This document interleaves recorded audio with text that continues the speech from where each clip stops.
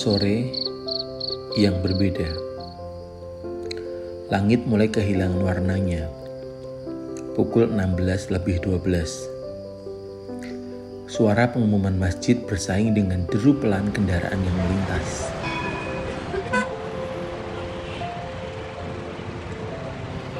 Sore ini berbeda. Tak ada tawa bocah. Tak ada langkah tergesa penjual cilok. Hanya jejak-jejak yang tertinggal di aspal. Beberapa gelas plastik bekas susu berjejer tak terurus di pinggir jalan. Seperti bukti bahwa sesuatu pernah dirayakan atau dilupakan. Di tepi sungai, sepotong kertas tersangkut di semak-semak. Bekas lipatan di tubuhnya sudah mengeras, mengingatkan pada surat yang tak pernah terkirim. Ia bukan kertas biasa, ia punya kenangan. Ia pernah menjadi pembungkus puisi, pernah menyerap tinta air mata, pernah ditekuk penuh harapan. Dari balik rerumputan liar, Gunting memperhatikan dengan resah. Ia sudah lama menunggu. Ia tahu kapan waktunya hampir habis dan misi terakhirnya belum selesai.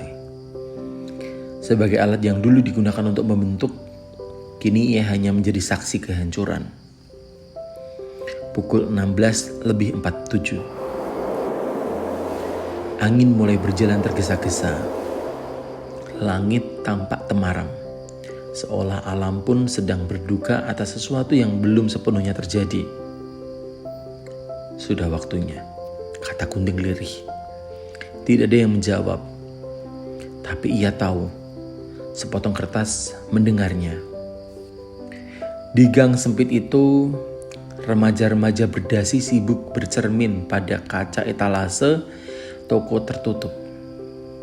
Mereka menyisir rambut dengan pomade murahan dan menyeka sepatu dengan tisu basah. Malam minggu katanya. Tapi di antara tawa mereka ada yang diam. Seorang lelaki yang dulu selalu datang dengan puisi di tangannya, hari ini tidak membawa apa-apa.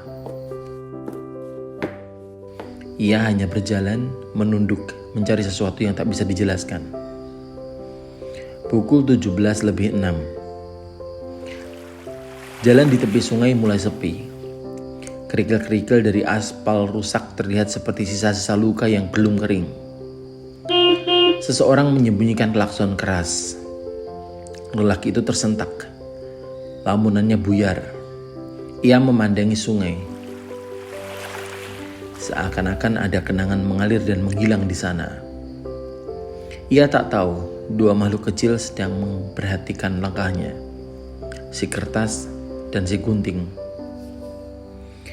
Kertas pernah dicintai, pernah disimpan di dompet lelaki itu. Pernah ditulis, "Aku pulang malam ini." Dengan tangan bergetar. Tapi sejak pesan itu tak sampai, ia dibuang. Gunting sebaliknya. Ia adalah alat untuk memutus. Ia pernah memotong pita saat hari kelulusan. Tapi ia juga pernah mengiris foto yang tak diinginkan lagi. Dan sejak malam itu, ia kehilangan tujuan. Kini mereka berdua menyaksikan kisah yang akan segera berakhir. Lelaki itu duduk di bangku tua yang mulai berkarat. Pukul 17:43. Di sebelahnya, angin melemparkan kertas yang perlahan terbang mendekat. Ia mendarat di pangkuan lelaki itu. Diam, pasrah, seperti takdirnya sudah ditentukan. Mata lelaki itu terbelelak. Ia mengenal tulisan itu. Ia mengenal lipatan itu. Dunia tiba-tiba menjadi sunyi, kecuali degup jantung yang perlahan-lahan melambat.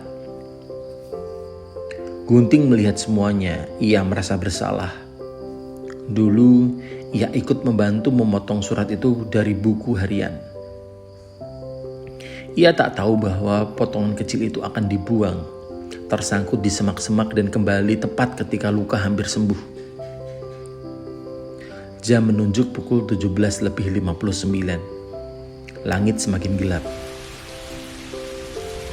Hujan turun seperti bisikan maaf yang terlambat.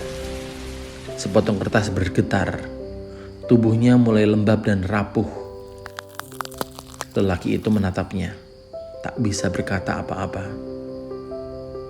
"Kenapa kau kembali sekarang?" pikirnya. Tapi kertas tak menjawab. Ia hanya diam menunggu saatnya larut bersama air. Dan gunting, ia tak tahan lagi. Ia tahu untuk mengakhiri penderitaan ini salah satunya harus mati. Ia membuka bilahnya, mengarahkan ke dada sendiri dan suara kecil itu hampir tak terdengar. Tapi luka yang ditinggalkan terasa dalam. Gunting rebah di tanah, bilah patah. Sepotong kertas menunduk, mengenang teman yang tak pernah bersamanya sejak awal. Pukul 18:01. Lelaki itu masih memegang selembar kertas yang kini mulai basah dan robek. Matanya berkaca. Di balik hujan, ia seperti kembali ke malam 5 tahun lalu. Malam ketika seorang gadis berpamitan dengan pesan singkat yang tak pernah ia baca. Ia terlalu sibuk, terlalu egois. Hari itu, ia memilih pesta dan tawa, meninggalkan seseorang yang ingin pulang. Gadis itu tak pernah sampai. Sebuah kecelakaan, kabar yang tertunda, dan pesan di kertas yang basah inilah yang akhirnya menyapa. Ia menggenggam kertas itu erat-erat, hingga nyaris hancur di tangan. Tangisnya pecah. Tak ada seorang pun di sana, hanya angin, hujan, dan arwah masa lalu. Sepotong kertas tak bisa lagi berkata. Ia terlalu lelah menyimpan perasaan. Tubuhnya perlahan larut bersama air hujan yang mengalir di sungai. Ia telah menyampaikan pesan terakhir. Dan di bawah langit sore yang kelam, gunting terbaring diam. Ia telah menebus kesalahan. Sore ini benar-benar berbeda. Seseorang kehilangan seseorang berpulang, dan seseorang dimaafkan. Cerita ini selesai, tepat saat hari berganti malam. Tapi tidak semua akhir adalah kepastian. 2 hari setelahnya, lelaki itu kembali ke bangku tua. Tidak lagi dengan rambut disisir rapi, tapi tidak juga dengan merasa bangga di dadanya. Ia hanya membawa setangkai bunga kecil dan sebuah amplop kosong. Ia menaruhnya di dekat sungai, di tempat gunting pernah rebah dan tempat kertas terakhir dilihat. Ia duduk lama di sana, menulis di udara dengan jemari gemetar. Tak ada pena, tak ada tinta, hanya niat untuk mengucapkan maaf. Kalau waktu bisa dipotong seperti kertas dan luka bisa direkatkan seperti amplop, mungkin aku tak akan kehilangan kamu, gumamnya. Sore kembali datang, membawa angin dan suara anak-anak yang berlarian. Tetapi lelaki itu tetap diam. Di kejauhan, klakson-klakson kembali terdengar. Kali ini bukan untuk membuyarkan lamunan, tapi untuk mengingatkan bahwa hidup tetap berjalan. Meski beberapa kenangan memilih untuk menetap. Matahari perlahan tenggelam dan lelaki itu berdiri. Ia pergi, tapi tidak lagi dengan hati yang kosong.